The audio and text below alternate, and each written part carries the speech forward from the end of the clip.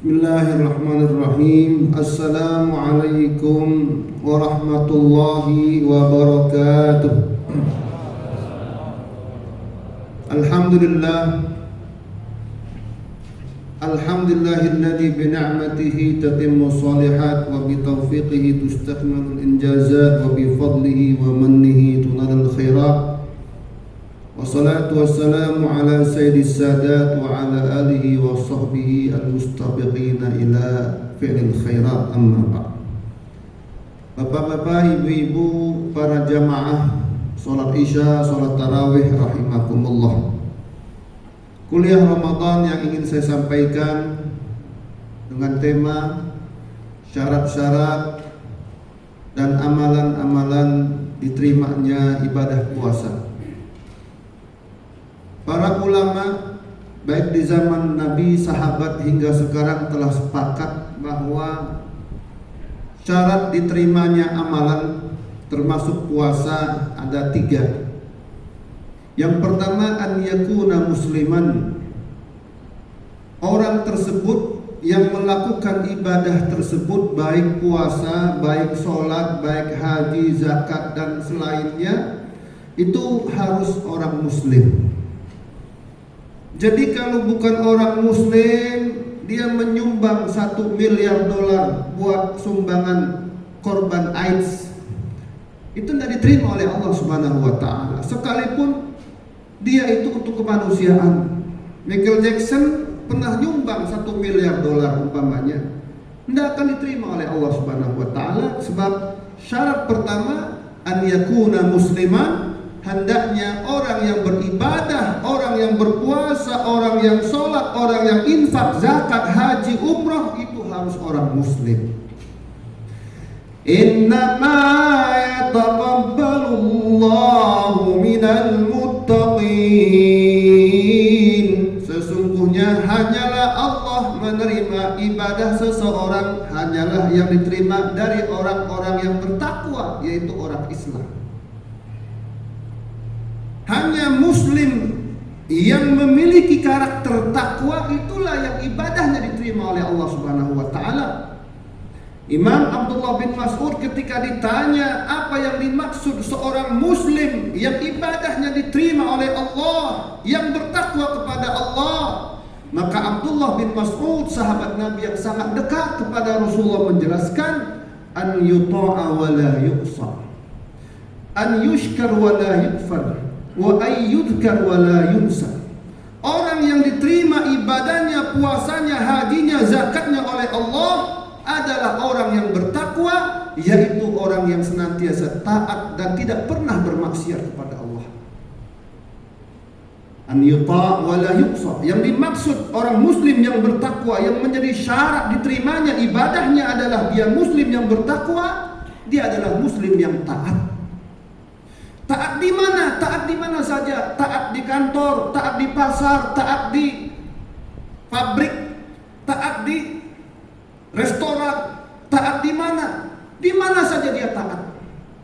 Sekarang banyak orang Islam yang hanya taat di masjid, tapi di kantor tidak taat dia. Di kantor dia korupsi, tapi giliran di masjid oke, soleh, terawih, puasa, haji, zakat, tapi giliran di kantor, di politik, tak mau dengan politik Islam dia. Muslim seperti ini belum dinamakan muslim yang bertakwa. Jadi muslim yang bertakwa adalah muslim yang sejati, muslim yang senantiasa taat kepada Allah dan tak pernah bermaksiat. Banyak sekarang, Pak. Dan ini penyakit liberalisme. Ini terjangkit umat Islam dan mereka dijangkiti oleh penyakit Islam liberal yang mengatakan takwa hanya ada di masjid, taat hanya ada di masjid. Giliran di pasar silahkan pakai sistem ijon, pakai korupsi, pakai markup. Giliran di politik silahkan tinggalkan politik Islam, tidak usah dibawa-bawa Islam itu ke politik. Muslim semacam ini, jika dia sholat tak akan diterima oleh Allah, jika dia puasa tak diterima oleh Allah Subhanahu wa ta'ala. Yang kedua, bahwa orang yang diterima puasanya oleh Allah adalah muslim yang senantiasa taat. Yang kedua adalah muslim yang senantiasa syukur kepada Allah Subhanahu wa ta'ala. Inilah indikator indikator orang-orang yang diterima ibadahnya oleh Allah. Ayyushkar wa la yukfar, sekecil apapun anugerah yang Allah berikan kepada kita, angkatkan kedua tangan kita, terima kasih ya Allah. Alhamdulillah ya Allah, gaji saya seperti ini, jabatan saya seperti ini, terima kasih alhamdulillah ya Allah. Sekecil apapun anugerah yang Allah berikan kepada kita, entah karir, entah jabatan, entah posisi, ucapkan kepada Allah alhamdulillah. Jangan sekali-kali kita iri, dengki, dendam kepada sahabat lain yang derajatnya mungkin lebih tinggi dari kita. Inilah orang-orang yang diterima puasanya oleh Allah. Yang ketiga, wa ayyudhkar wa la yunsa, hendaknya Allah itu selalu diingat dan tidak dilupakan. Tadi saya katakan betapa banyak orang itu hanya takwa, hanya taat, hanya ingat di masjid, tapi di kantor mulai dia korupsi, mulai dia mak'ab, di kantor mulai dia belajar, dia tidak lagi mengindahkan aturan-aturan ilmu syariat yang telah dibangun oleh para ulama, tidak lagi dia indahkan. Dia ambil dari berbagai macam pendapat para liberalisme. Orang semacam ini belum dinamakan muslim yang taat, muslim yang ingat kepada Allah, dan muslim yang selalu bersyukur kepada Allah Subhanahu wa taala. Jadi zikir kita adalah selalu diingatkan. Hati kita tetap ada di Ka'bah, tapi otak kita boleh di Jerman. Otak kita boleh di Jerman, tapi hati kita tetap di Ka'bah. Sekarang terbalik. Dan banyak sekarang otak di Jerman, tapi hatinya enggak mau ke Ka'bah. Hatinya ke Amerika, otaknya ke Amerika. Orang muslim itu otak boleh di Amerika, otak boleh di Jerman, otak boleh di Australia, tapi hati tetap ke Ka'bah. Itulah muslim yang diterima ibadahnya oleh Allah Subhanahu wa taala, termasuk diterima puasanya oleh Allah. Yang kedua, an yakuna mukhlishan, muslim yang diterima puasanya, ibadahnya, seluruh rangkaian ibadahnya oleh Allah hanyalah muslim yang ikhlas. Ikhlas ini indikatornya bapak-bapak, ibu-ibu rahimakumullah, tak pernah dia suka pamer, tak pernah pengen dibicarakan. Sebab yang merusak puasa seseorang, yang merusak sholat seseorang, tarawih seseorang adalah as-sum'atu war-riya, pengen dilihat, pengen didengar. Makanya ibadah orang-orang munafik tak akan diterima oleh Allah. Kenapa? Sebab munafik ciri utamanya adalah satu, dia ibadahnya selalu pengen dipuji, dan yang kedua, ibadahnya tidak sungguh-sungguh. Wa idza qamu ila sholati qamu kusala yura'una an-nasa wa la yadhkuruna illa qalila. Dan jika orang munafik itu bangkit menuju tarawih, bangkit untuk berpuasa, bangkit untuk sholat ke masjid, qamu kusala, bangkit dalam keadaan malas, olah-olah kakinya ada bandol, ada apa? Ada rantai yang beratnya sampai 20 kilo. Giliran ke masjid beratnya.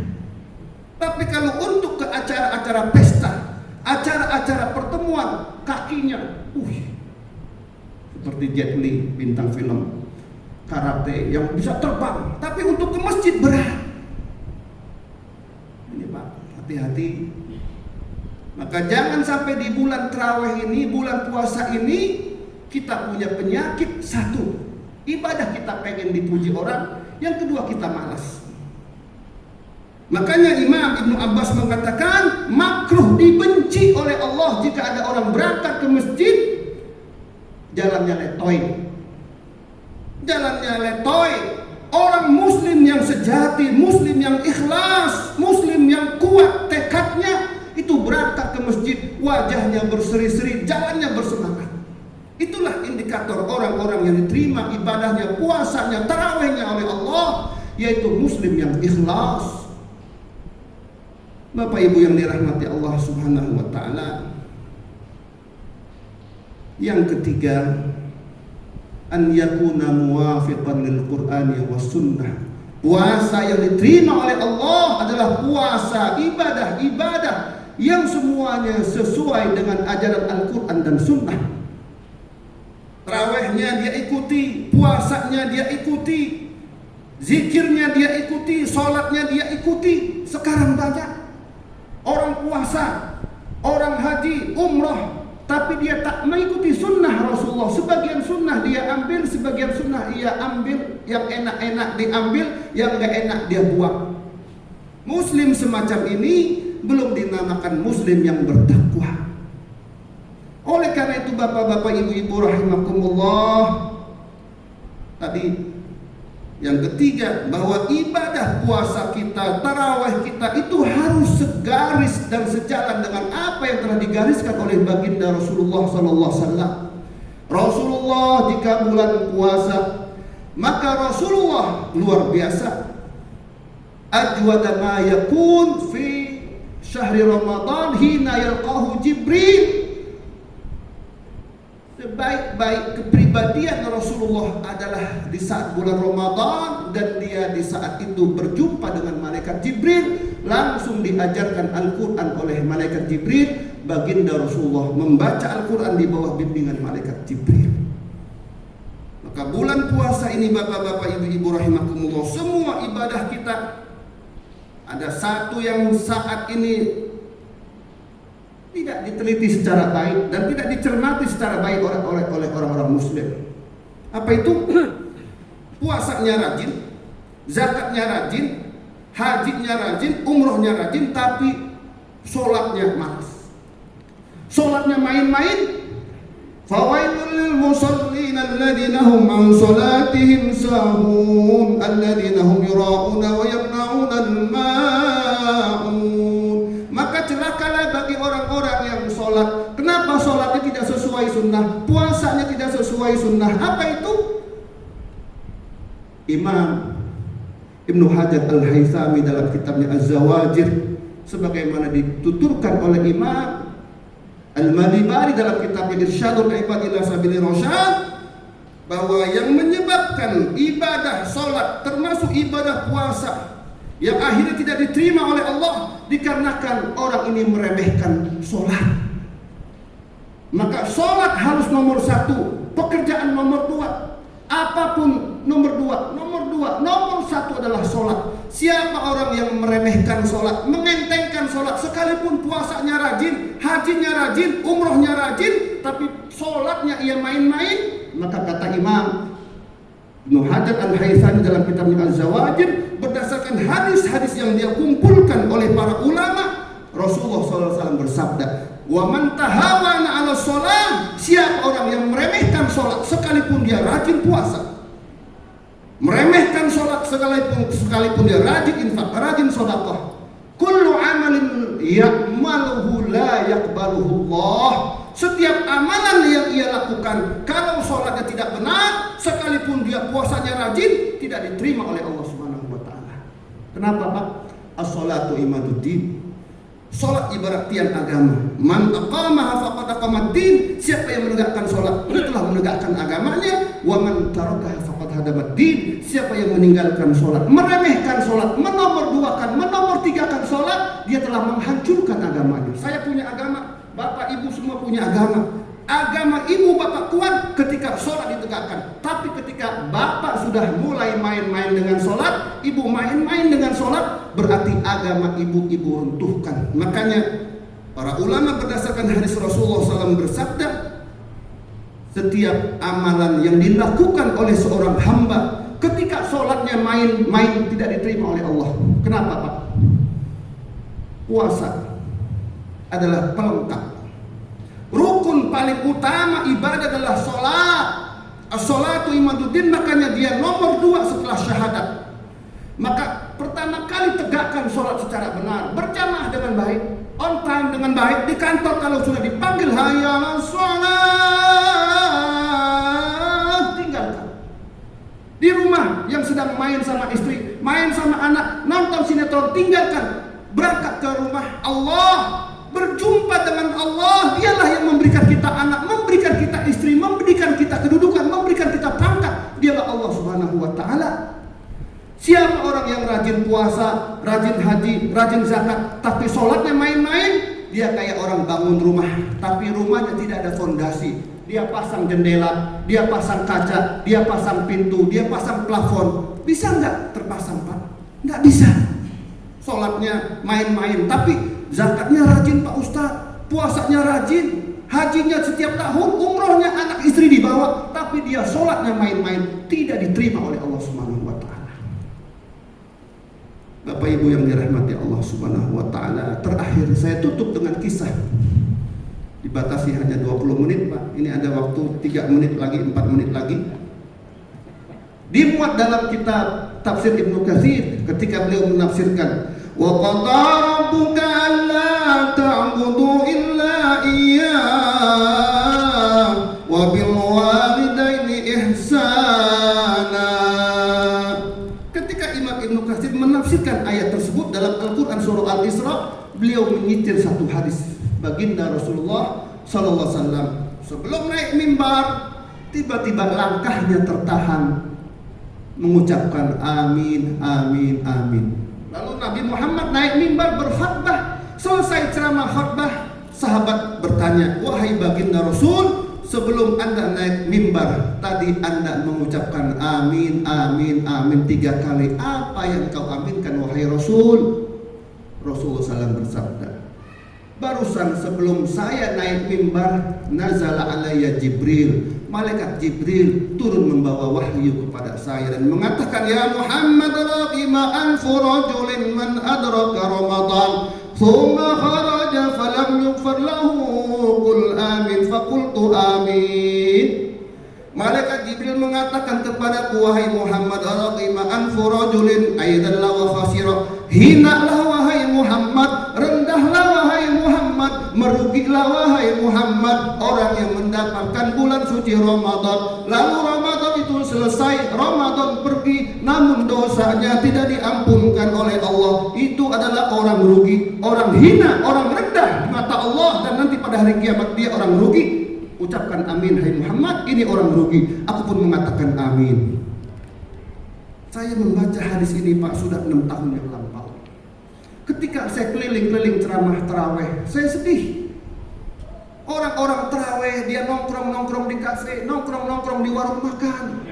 Selesai pun saya taraweh, selesai saya ceramah, masih nongkrong-nongkrong. Dalam hati saya, ya Allah, inikah orang yang didoakan merugi, hina? Kenapa? Dia tidak memanfaatkan bulan-bulan Ramadan, dia tidak memuliakan bulan Ramadan, tidak bertarawih, tidak melakukan ibadah dengan sungguh-sungguh sebagaimana Rasulullah dan para sahabat bersungguh-sungguh kalau sudah bulan Ramadan. Ya Allah, kemana bapaknya, kemana ibunya, kemana mereka? Apakah mereka tidak dinasihati oleh ayah ibunya? Jadi bapak-bapak, ibu-ibu rahimakumullah, hanya dengan itulah semua ibadah kita, termasuk puasa kita, akan diterima oleh Allah. Jadi sungguh-sungguh di bulan suci Ramadan, muliakan bulan ini, sucikan bulan ini, hargai makhluk tamu yang datang, kita hormati, kita jemput, kita muliakan. Insya Allah kalau tamu pergi, kita mendapat hadiah dari tamu. Kalau dia bawa permata, akan mendapat permata. Tapi ketika tamu kita abaikan, tak kita sapa, tak kita salami, kita tak pernah mengunjunginya, jangan harap orang tersebut mendapatkan oleh-oleh berharga dari tamu. Dan jangan harap muslim tersebut dosanya akan diampunkan kalau sholatnya main-main, tarawihnya main-main, puasanya main-main, dan seterusnya. Karena waktu yang sangat terbatas, saya cukupkan demikian. Semoga Allah Subhanahu wa Ta'ala menerima semua amal ibadah kita, yaitu sungguh-sungguh bapak-bapak, sungguh-sungguh ikhlas dan sungguh-sungguh, dan sesuai dengan apa yang diaturkan oleh Rasulullah dan para sahabat, tentunya juga dalam Al-Quranul Karim. Hadanallah wa iyyakum ajma'in wal afwa minkum. Assalamualaikum warahmatullahi wabarakatuh.